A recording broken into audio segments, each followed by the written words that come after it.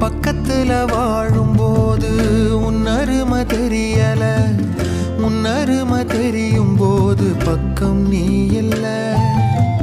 தன்னந்தனி படகு போல தத்தளிக்கும்